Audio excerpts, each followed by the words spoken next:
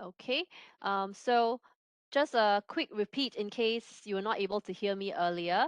In order to use SciFinder-n, you have to first create your SciFinder-n account, which you can find it on the library website under e-resources, science and technology.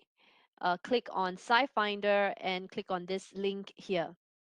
All right, so this will open up the registration page, okay, and put in your UMT email address as well as the other information that is requested here. Complete the information, click register, and you will receive a confirmation email from CAS. Click on the link in the confirmation email to complete the registration. Okay, to use SciFinder-n, you need to either be on campus. Oh, one person left. You either need to be on campus or you need to log on to Easy Proxy. All right, so it's IP restricted. Okay, so let's get into the actual database instruction, how to use it and everything. So if you're not familiar with SciFinder-n, we are actually a platform or a research tool that you can use to find information, right? Literature, publication, either journal literature or patent literature. So that's why we have here reference searching. On top of that, there are also substance searching functions. So even for biological sciences, right, you may work with proteins, you may work with enzymes.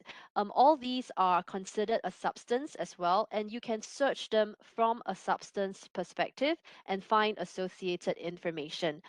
And lastly, we also have the biosequence search capabilities. So with this, you can actually put in a nucleotide sequence, a protein sequence, and use the BLAST algorithm to find similar sequences, just like what you can do on the NCBI website. So we will go through these three different search techniques on SciFinder-n to help you find information related to biological sciences. Okay, so we'll start with reference searching first.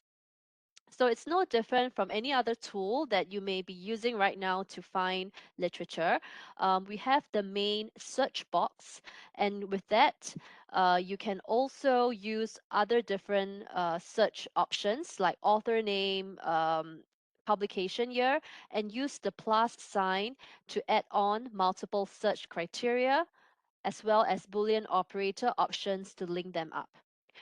So for today's purposes, we'll just look at a regular keyword search, okay? So I'm putting in my topic of interest, which is the SARS-CoV-2 virus, okay? And in particular, I'm interested in the spike protein of the virus. So I could type in my search query just like this, a series of keywords, and run the search.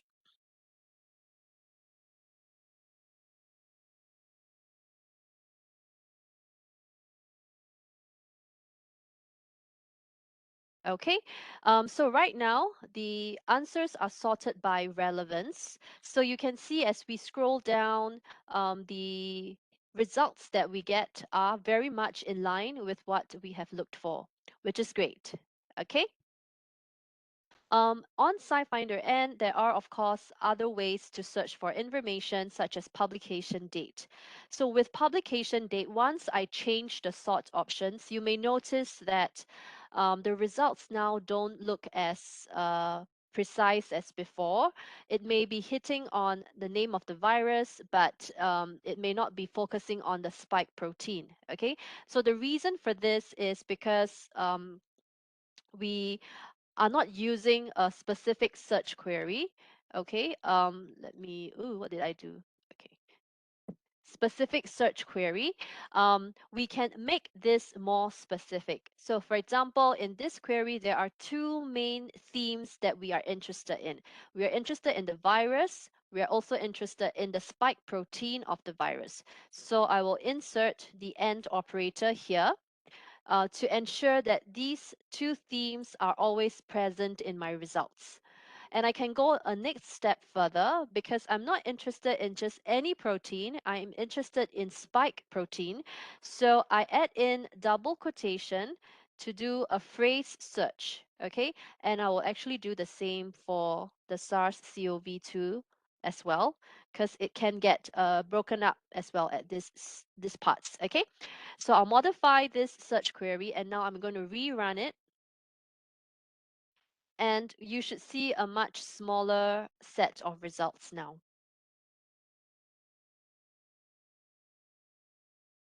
Okay, so now we've only got 13,000. And even when we are sorting it by publication date, you can see the references will now contain the required keywords we have indicated, right? SARS-CoV-2, spike protein, SARS-CoV-2, spike protein. Okay, so this is one way to make the search results more specific. And in fact, I would load the entire result set because I have clearly indicated what are the keywords that I need to see in my that I want to see in my results. All right, so this will be my full result set. Okay, so I'm going to change this back to relevance sorting because I just want to see the best matches overall shown to me first.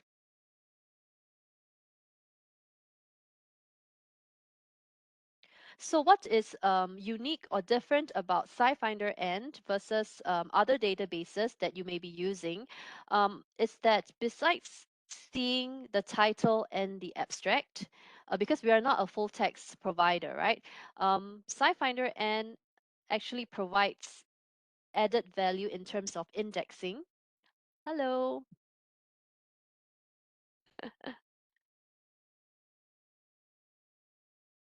Are you from chemistry or biology or chemistry? Okay. The topic is going to be a little bit biology focused, but you can use the same search techniques that we talk about. Okay, and then I'll try to introduce some chemistry content as well. Okay, so right, so I've sorted it to relevance again. All right, and let's take a look at let me find, for example, this third reference over here. Okay, click on the title to look at more information behind each reference.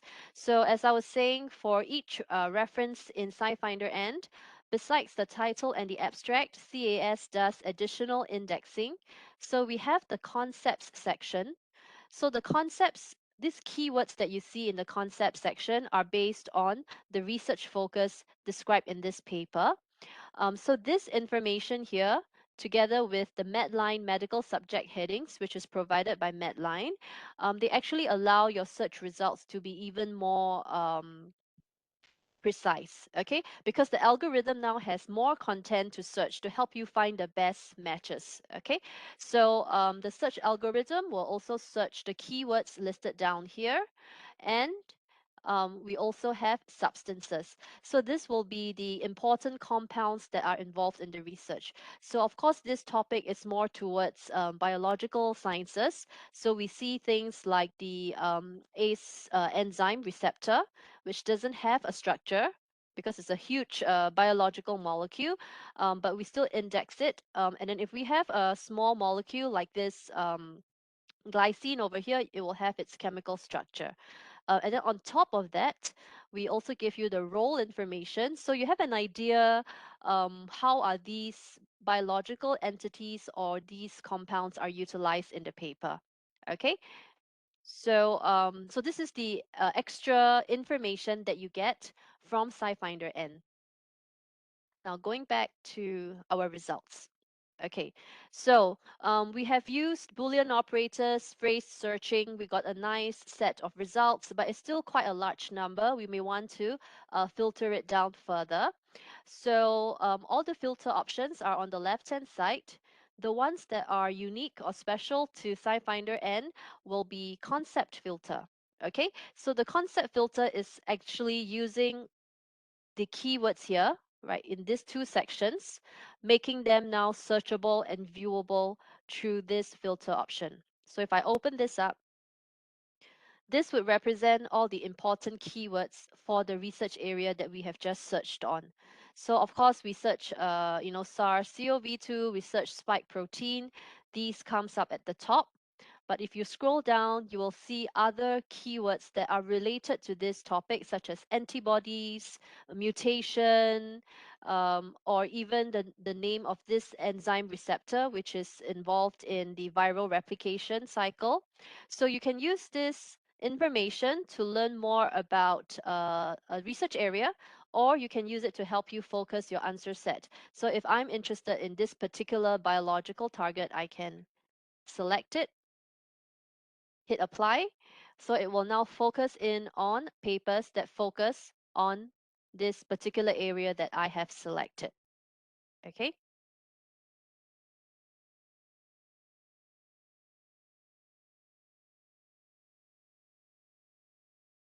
So let's wait for it to load.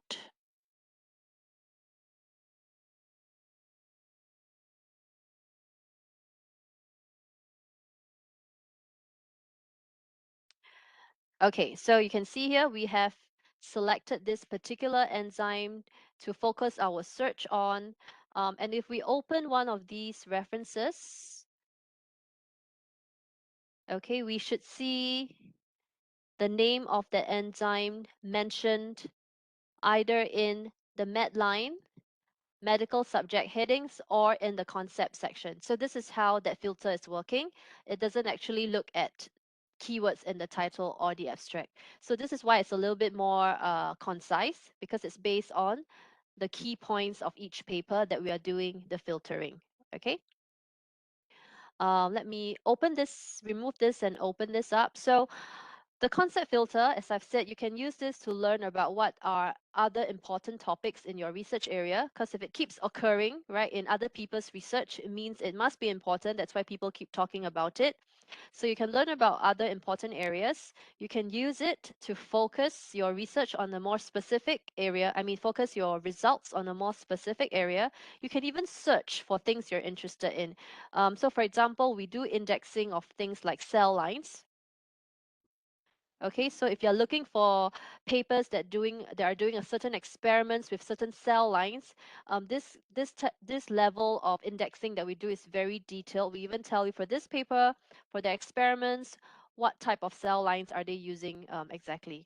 Okay, or you can even go and look at genes, right? We index the names of different genes. Okay, so play around with this concept filter and you see a lot of interesting information. So of course, if you're searching something that is more related to chemistry, right, then you'll see chemistry related keywords appearing. Okay, so let me just cancel this. Another useful filter will be search within results. So this is where you just put in your own choice of keywords. So maybe I'm interested to find information on biosensors. Instead of using concept filter, I can just search biosensors here.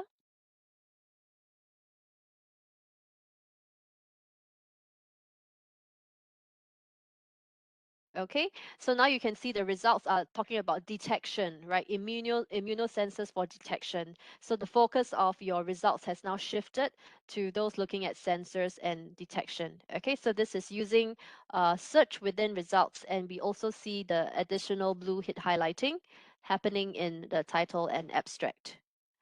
Okay, um, so once you have run your search, you have filtered it nicely, you've got a nice search strategy, you probably want to save the search so that you can rerun it easily again the next time.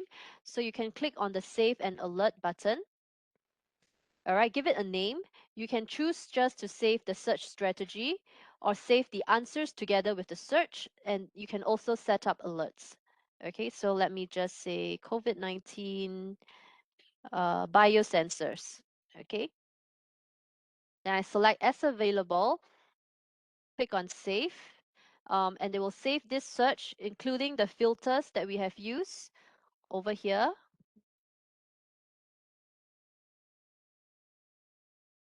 All right, you can see this is saved. It remembers the search strategy. It even remembers the filters you have used. So you can come in here easily, just click on rerun search, and you can rerun the whole thing with the filters applied. Okay. The other thing you can do is you can share your results with your supervisors, your lab mates.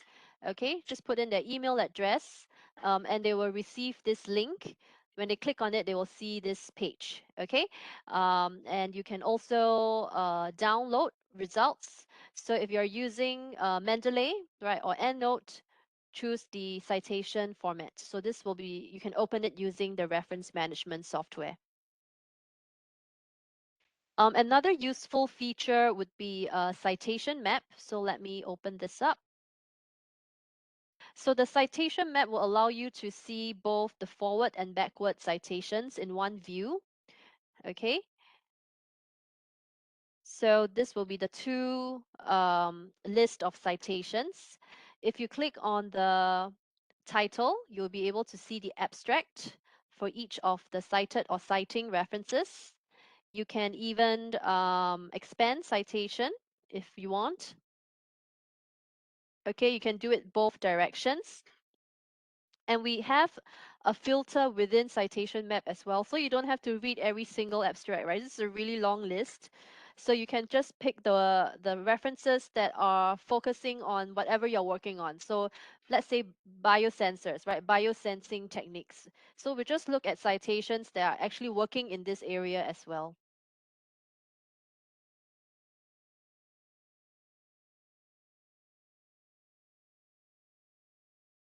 Okay, so you have a more concise set of citations to look at. Okay. Any questions so far? Do you have any questions? Which area of chemistry are you working on? Ah, organic. Okay, so you do synthesis. Okay, okay. We'll spend a little bit of time and talk about that later.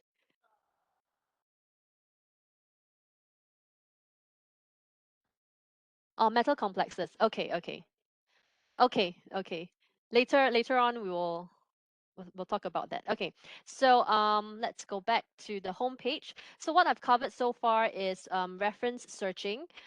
Maybe just a quick summary. Remember that you can use, okay, let me go back again. You can use Boolean operators to make your search strategy, your search query more specific, and or not double quotation. Okay, use the concept filter, search within results filter to help you narrow down your answer set. And then remember to save your search strategy, create an alert so that you'll be updated if anything new enters our database. Okay, so moving on to another type of search technique. On SciFinder-n, which is substance searching. Now, this is a search technique that is very popular with people working in the chemical field because a lot of times it's difficult to find chemical structures, chemical substances by text. So there is the option to draw. Put in your chemical structure, okay? But even for the biological sciences field, an enzyme, as I said, an enzyme or a protein or mRNA, these are also substances. So you can actually use that as a starting point for your search. Okay, so I'm going to put in a non-chemistry example first, which is acetal. And usually when I'm searching for substances by name, I like to do it slowly so that I can make sure I get the right spelling. Okay, so as I'm typing, you can see there's word suggestions. So I'll try to pick it from the drop-down list. So I'll make sure that my spelling is correct, the format of the name is correct. Okay, so this is a type of, I guess, enzyme, acetylcholinesterase. So with this type of substances, we won't expect to see a structure. Okay, so this is the substance result that matches what we're looking for. No structure because it's a huge biological molecule, but you can still click on the CAS registry number and find more information around the compound. Okay, so let me open this up. So usually with substance searching, you'll be able to find things like properties, spectra, or even bioactivity related information. So let's wait for it to load.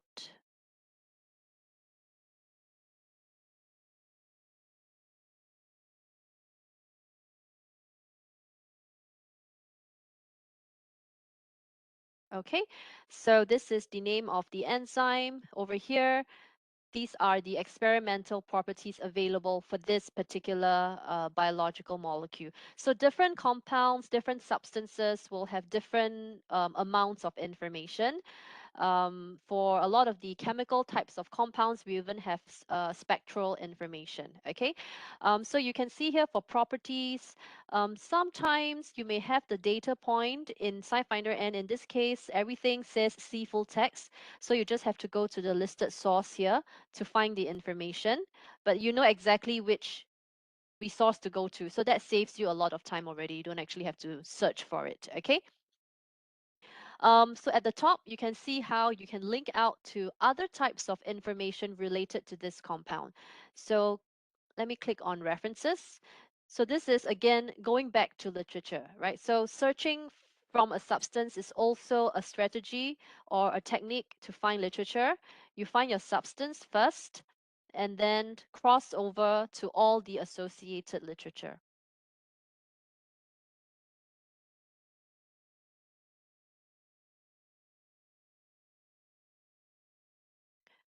Okay, it's loading up. All right, so 44,000 plus results, everything and anything related to acetylcholinesterase.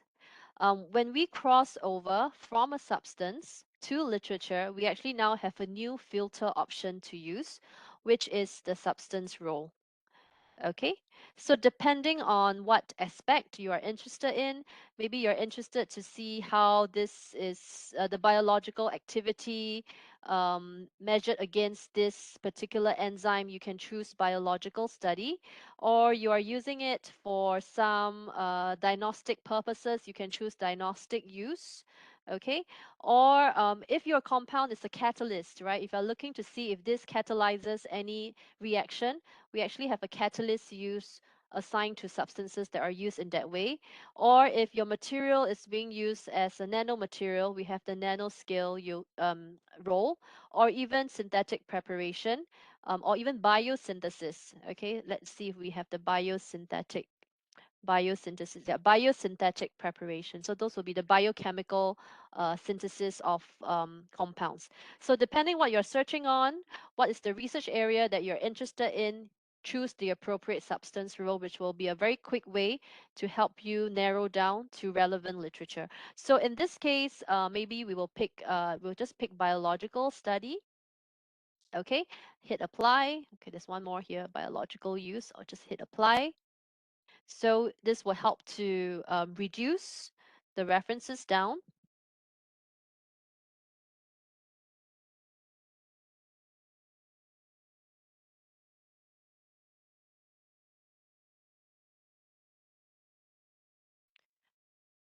Okay, and once it's loaded up, the next filter you may want to use would be concept. Okay, so I'll just open this up. So I'm not so familiar with this enzyme, acetylcholinesterase, but just looking at the keywords listed down here, I see Alzheimer's disease coming up in the top 10. So this tells me that this is probably something that is involved in causing the Alzheimer's disease. Okay, so this is how you can kind of look at these keywords and learn more about the research topic, a research area that you're working on. Okay, moving back to substance searching again. So like I say, this is searching for substances, biological entities, okay? There is another type of biological molecules that we have in our database that you can actually see the actual protein sequence, DNA sequence, okay? So this sort of compounds, let me show you an example. All right, let's search for uh, RNA, something related to coronavirus again. Okay, so let's say SARS-CoV-2 asterisk. So you notice I'm using a lot of asterisk when I'm searching for this compound because I don't know the exact name. It could be a really long name, but I know I'm interested in RNA and I want it to be the RNA of the COVID-19 virus. So when you do chemical substance name searching, if you're unsure of the name, you can put in fragments and then use asterisk to try and find it. Okay, so I'm going to run this first search.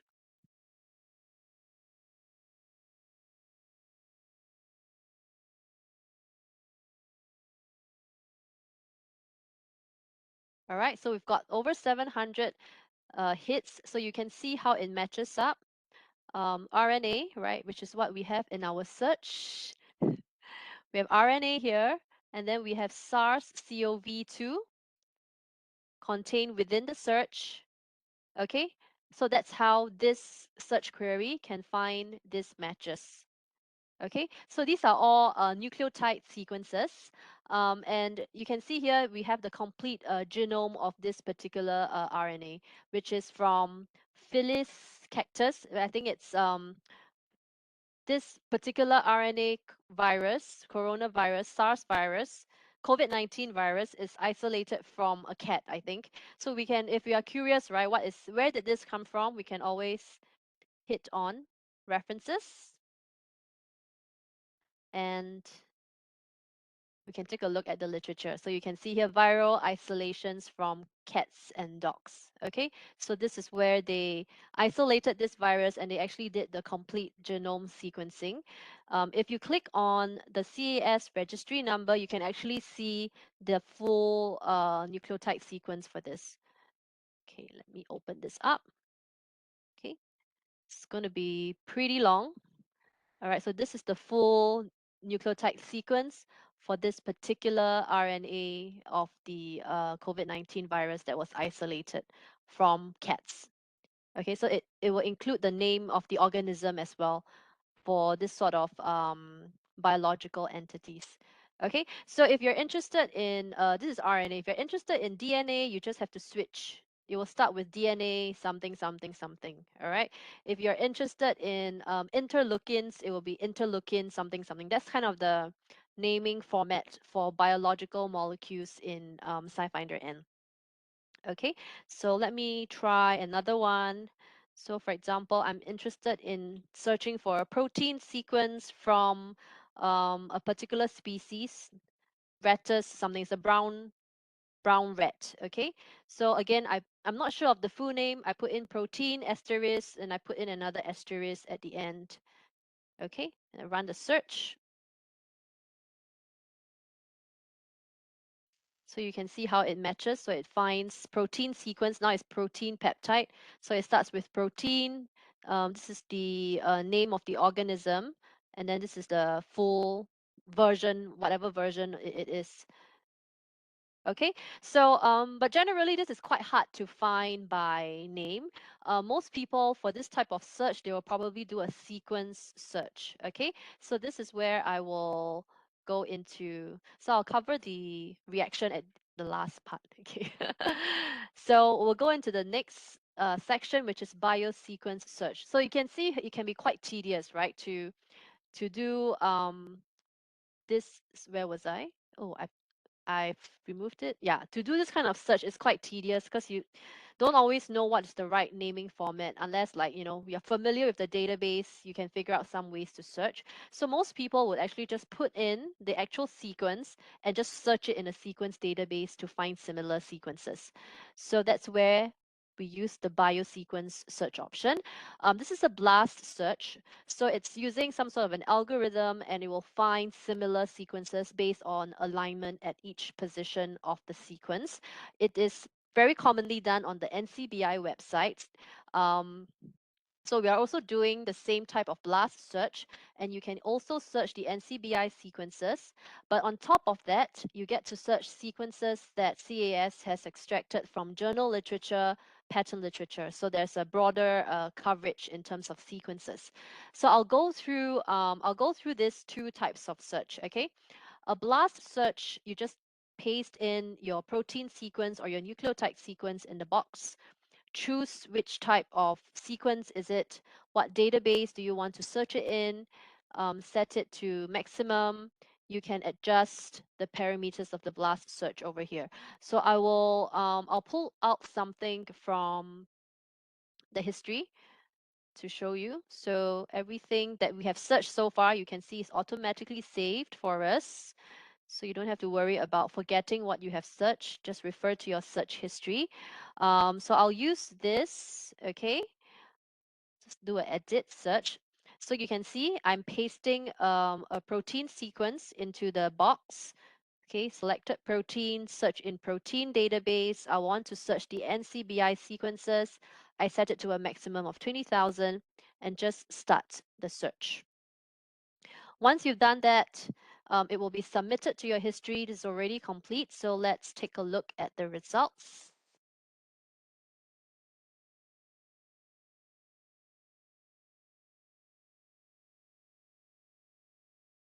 So it will look into the sequence database and it will try to find similar sequences to what we have just put in our query, okay, which is this query. So it may take a while to open up.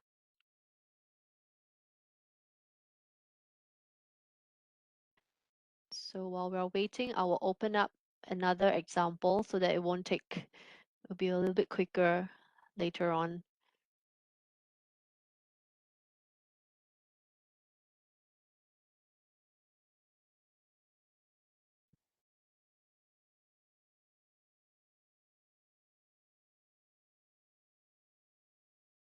Okay, still loading. Okay, in the meantime, let's see if there are any questions. Okay, it's out already. Okay, so this is my query, this protein sequence, right? Each alphabet represents an amino acid. And then it has found 1,486 matching sequences or sequences that aligns with this actual pattern that I've inserted here. So the first result that we see, this is my query. It has found a hit in a slightly longer sequence, but there is one area in the longer sequence that aligns with what I'm looking for. So you can see it's perfect alignment, matches at all 143 positions. Um, this is the identity of the sequence. So it has no CAS registry number, okay, but it is taken from this particular, in this case, it's a pattern literature, okay? So if you find this is an interesting hit, it matches exactly with what you have searched. It may be a little bit longer, but there's one portion that matches exactly. If you're interested in this, you can click on the references here to see what kind of research are they doing, why did they work with this particular sequence? Okay, so moving down, all right, you can see there are many different types of matches. And if there is anything that is a mismatch, all right, so let me just scroll down to see if I can find a mismatch. So now it's sorted by alignment. Oh, it's all perfectly matched. Okay, let me scroll down to the bottom. Okay, let me filter this. Okay, so let's use the sequence length. You can see the hits that we got ranges from 128 to 1,000 sequence long.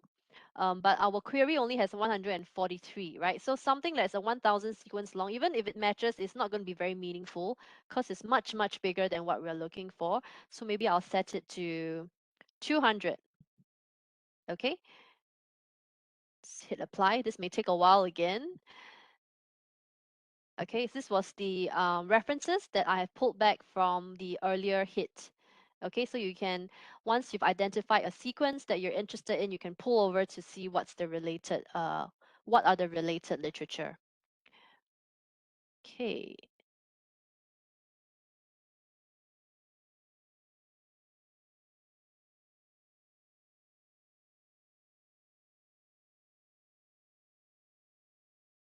This one, let me just go ahead and do some of these things in advance so that it will not take so long to load. Okay.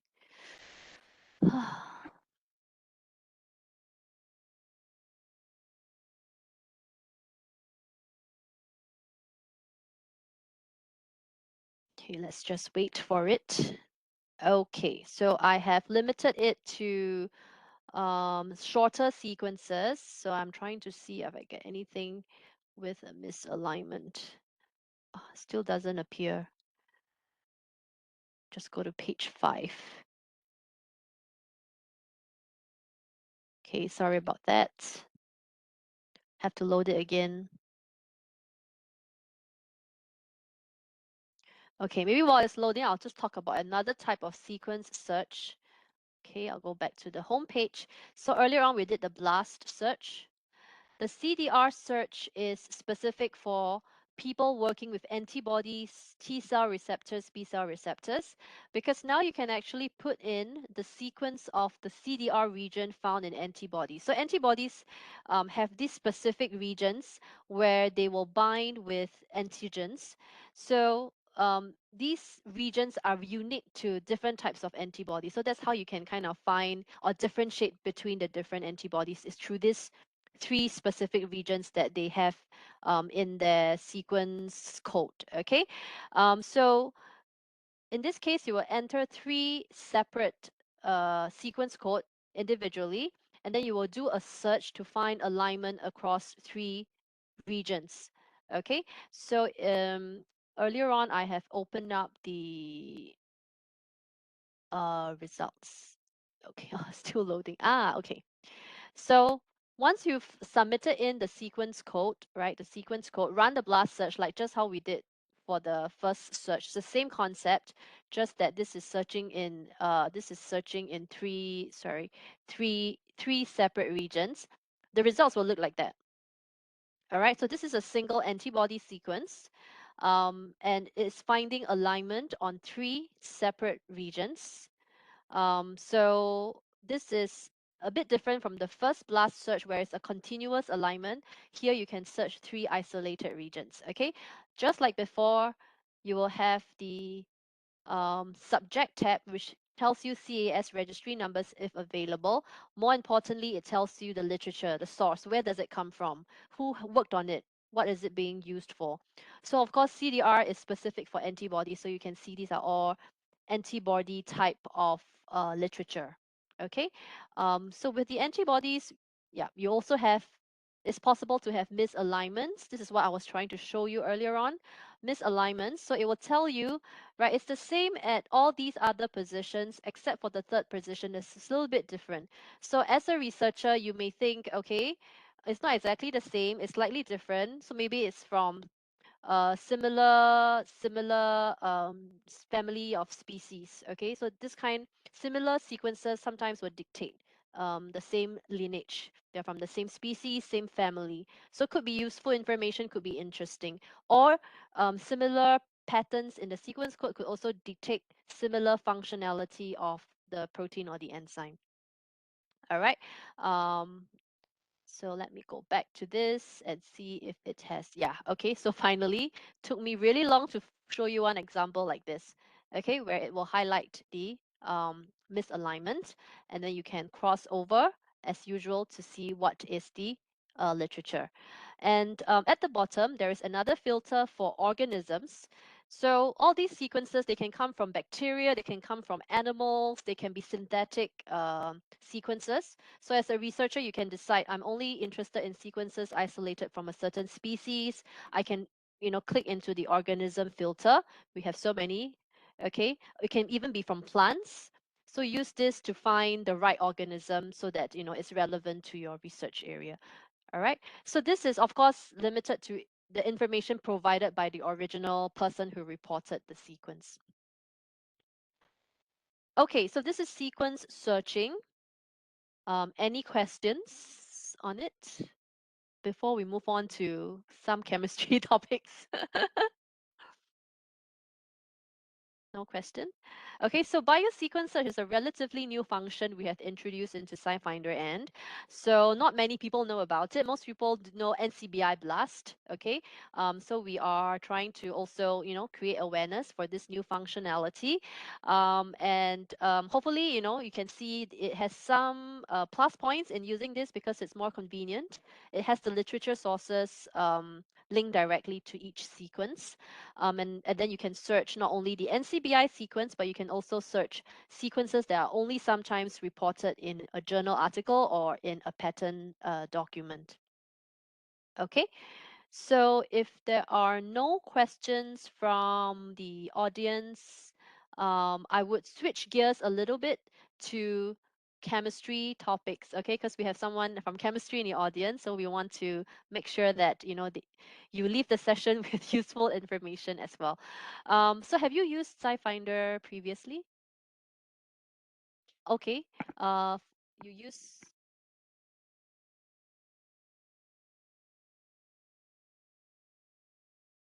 Okay, so do you use the structure drawing or keyword search? Ah, okay. Are you able to find what you need? Ah, okay. So since we've already covered keyword search earlier on, right? So let's take a look at maybe structure searching and even reaction searching applicable for your research area. So you say you work with metal ligand complexes, right? Okay. Substances.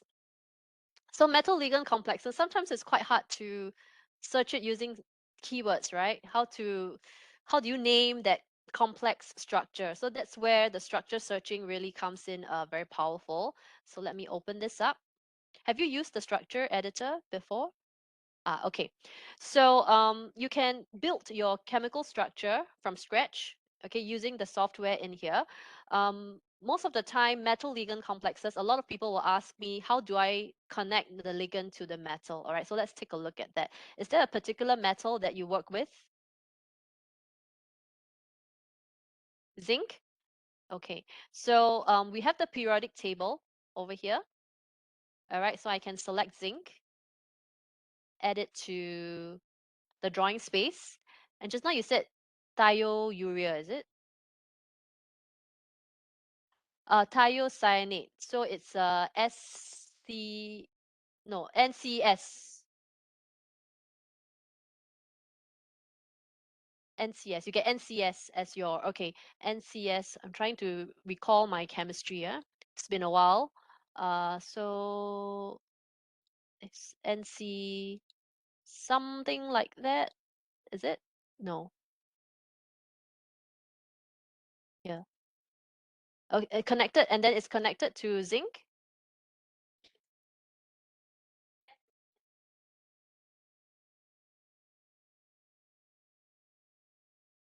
Other groups coming off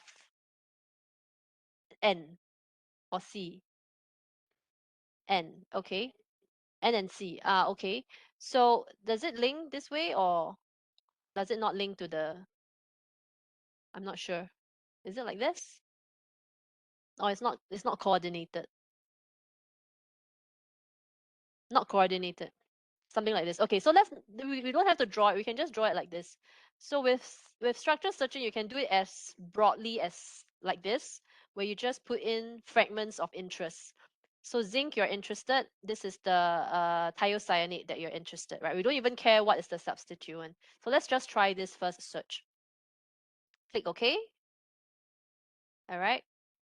Submit it. And we'll see what hits we get. And then from there, we see if it makes sense. So under as drawn, it will basically only find you things that contains zinc as well as the thiocyanate. So you can see all this. This is a separate component. All right. Um, for our case, because we are only drawing fragments, the substructure will be more meaningful, I feel, because that's where you can see things branching off the zinc or branching off the thiocyanate.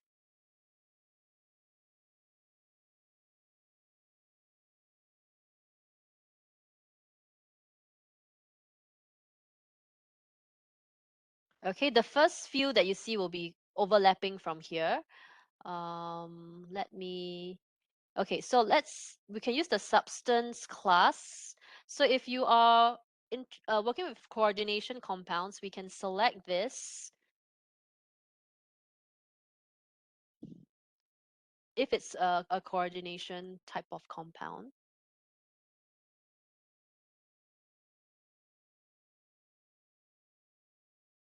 Let's see what other hits we get.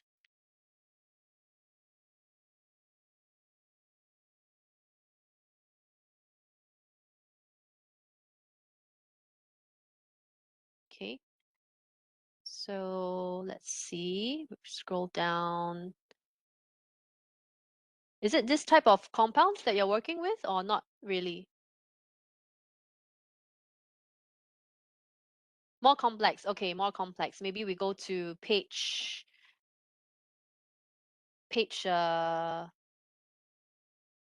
20.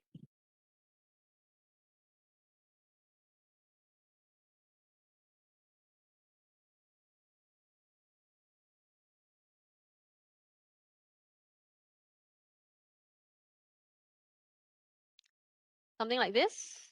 Ah, okay. So let me look.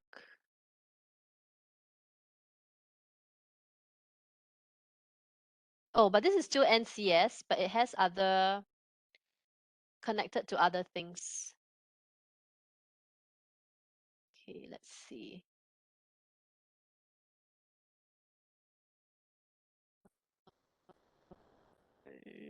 NCS, NCS, NCS,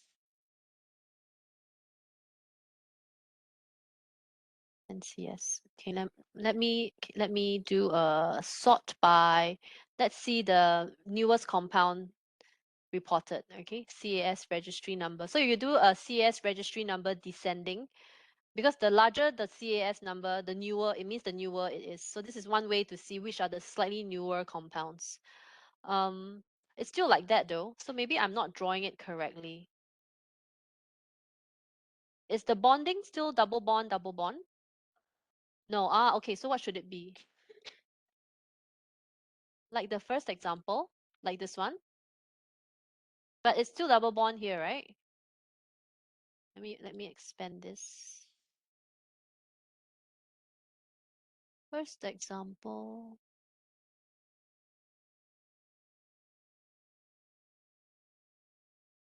So is the SCN NCS drawn wrongly?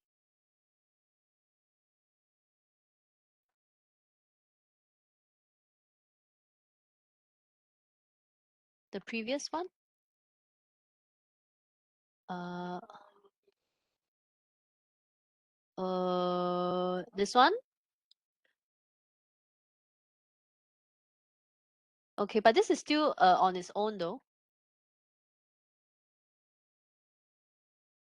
Because I'm thinking it cannot substitute at this carbon, right? Because it's already fully substituted. Am I drawing it wrongly? That's why I'm not. It, okay. So okay, let me modify this then. So this part is correct. And see,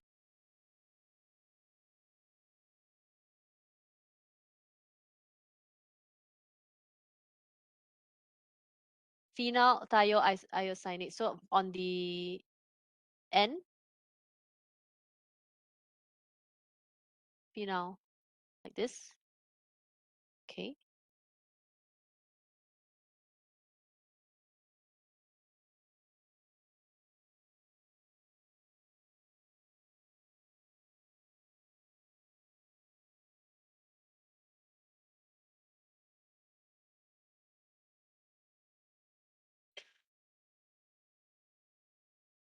But it should link through the thiocyanate, right? Okay. Does it link through N and S or N and C or anywhere?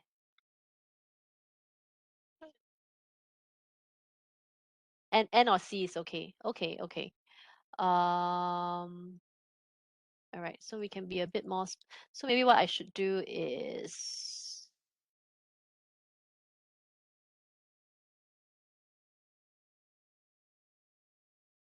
okay. Let's try C first.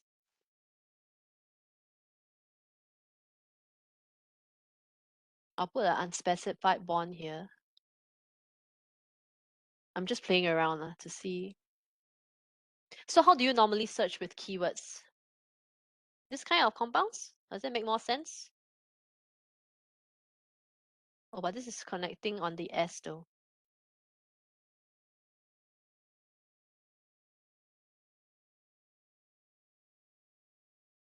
Or maybe it's not a coordination compound. Maybe I shouldn't.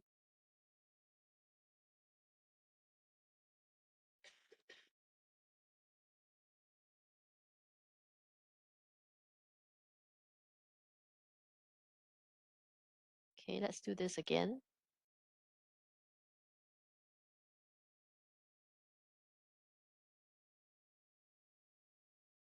It's mostly coordination compound though. Like this, maybe? No, this is a polymer. This is this one? NSCN, like this, is it? Ah, okay. Or like this, right? Okay, okay. So okay, so let's talk about how your options, right? So the first way we drew, we didn't draw any connection to the metal center. So maybe you can put it like dotted line, because once you have it as a double bond, it doesn't allow it to be coordinated. So far, the ones we've seen, I think. Okay, so you could possibly put it as a double bond. If you don't want phenol, let me see, it may get very broad. That's a very broad search. Let's see. So normally when you do a keyword search, what do you search? I just have a zinc, thiocyanate, just like that. Okay, maybe I'll put in, take a look at the kind of compounds.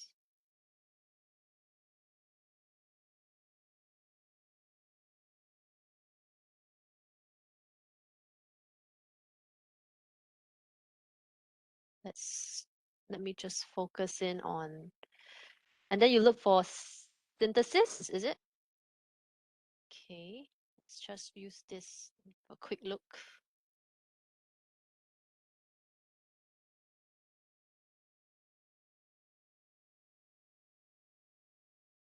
Of metals using,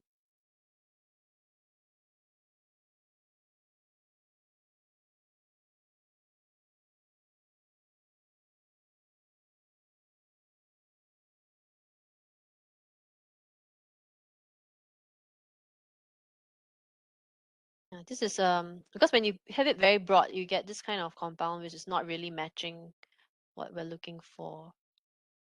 Uh,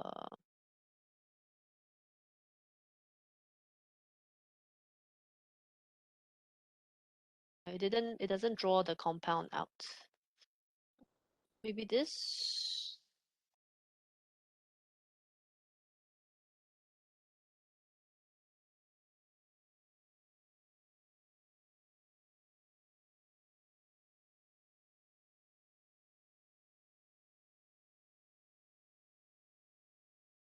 But is it like this? Ah, okay.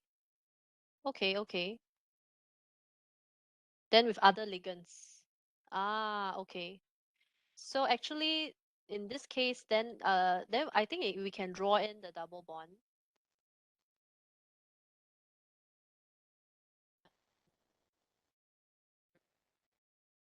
Let's just do it this way.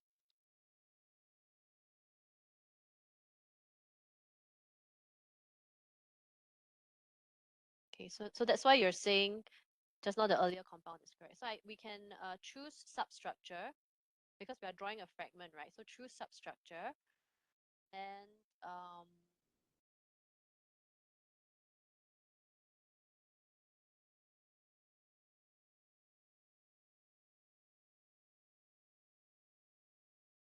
so you start seeing all these, right? So you have the thiocyanate is bonded to other ligands. Okay. So what you're looking for, is it something like this? Okay, that's good. Then if you want to find like those that comes with synthesis information, you can always choose reference role, right? So this will be compounds that have synthesis information. So they have a reaction option. Okay, or you can just put in your this compound. Maybe we need to decide this one. Maybe need to be a bit more specific. Let's say if we want it connected at this position. Okay, if you have other ligands, I don't know what other ligands. Let's take a look.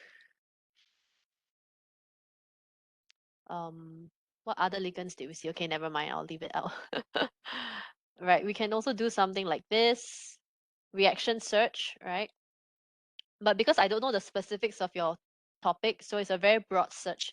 So with you know exactly what you are, oh sorry, if you know exactly what you are looking for to synthesize, you can draw in the other parts of the molecule. Okay, so yeah, this is not so interesting. Like this is some other ligands. So how do you normally find your reaction information?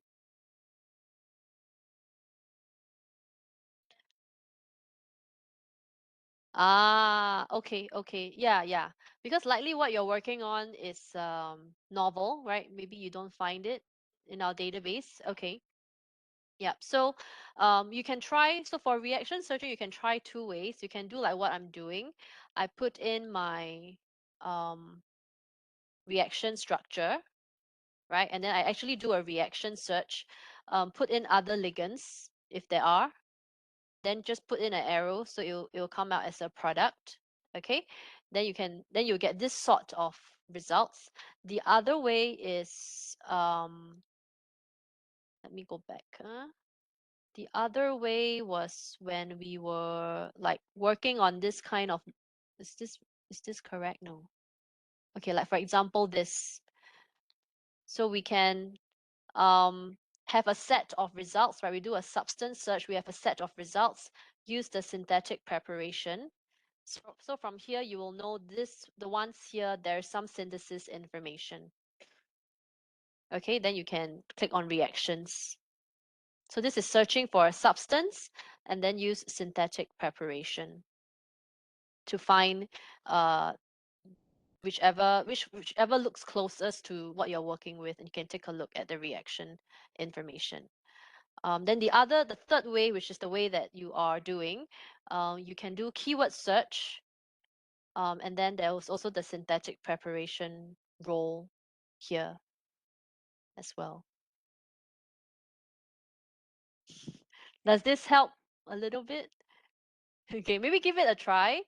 Um, then if you have actual examples, then it's easier for me to also figure out what's the best way to search. Because now I don't have anything in mind at all, so I'm just going very broad. So sometimes when you go broad, the hits you get is like a large number, right? Then maybe you don't really see the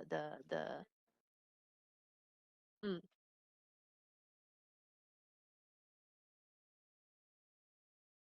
useful. Ah, okay, yeah, yeah. So that one definitely give a try. Because sometimes the complex structures, especially, how do you search by text, right? It's quite difficult. Yeah. So give that a try. So if you want to connect metals and let me open something that has a structure.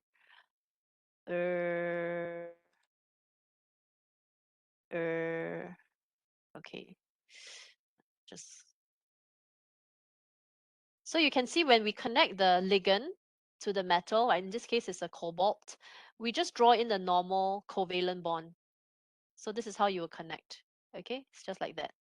So just use this single bond. Then sometimes if you're unsure, is it a single bond or a double bond connected to the metal center, you can choose unspecified bonds as well. That will be broader. Okay? Okay, no problem. So I'll tell you what, I'll give you my email address. So take this down. So once you start searching on your actual examples, if you have any issues, difficulties, then you can let me know. You can figure it out.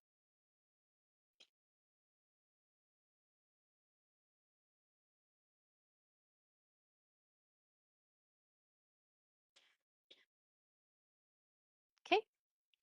You have any other questions?